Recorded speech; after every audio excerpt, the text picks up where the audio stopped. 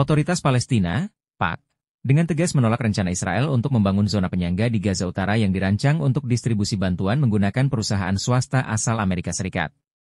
Juru bicara PAK, Nabil Abu Rudeineh, menyatakan bahwa rencana tersebut bertentangan dengan hukum internasional dan resolusi PBB, yang mengakui Gaza sebagai bagian tak terpisahkan dari wilayah Palestina yang diduduki. Ia menambahkan bahwa setiap upaya yang berkaitan dengan masa depan Gaza atau distribusi bantuan di wilayah tersebut harus dilakukan melalui negara Palestina, UNRWA, dan organisasi internasional lainnya. Laporan dari Radio Angkatan Darat Israel menyebutkan bahwa Perdana Menteri Benyamin Netanyahu dan Menteri Pertahanan Israel sedang mempertimbangkan melibatkan perusahaan keamanan swasta asal AS untuk mendukung pembangunan zona ini. Operasi darat besar-besaran Israel di Gaza Utara, yang dimulai sejak 5 Oktober 2024, diklaim bertujuan mencegah Hamas memperkuat diri. Namun, PAK menuduh operasi ini merupakan upaya menduduki wilayah Gaza dan memaksa penduduknya pergi secara paksa. Krisis kemanusiaan di Gaza semakin memburuk.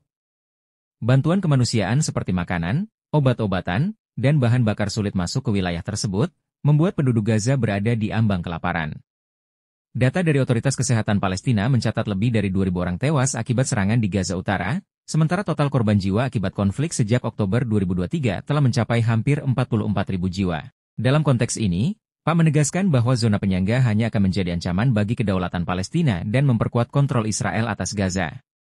Pihak Palestina juga melihat keterlibatan perusahaan swasta internasional sebagai langkah melemahkan pengelolaan bantuan oleh lembaga resmi seperti UNRWA.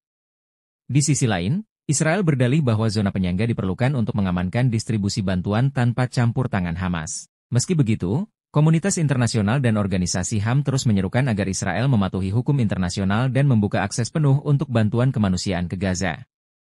Diskusi mengenai rencana ini diperkirakan akan terus memanas di tengah meningkatnya tekanan global terhadap Israel untuk menghentikan serangan di Gaza. Mari kita doakan kekejaman Israel dan sekutunya segera lenyap dan Palestina segera merdeka. Amin. Teruskan boikot produk-produk yang berafiliasi pada Israel. Jangan lupa like, subscribe, dan share video ini.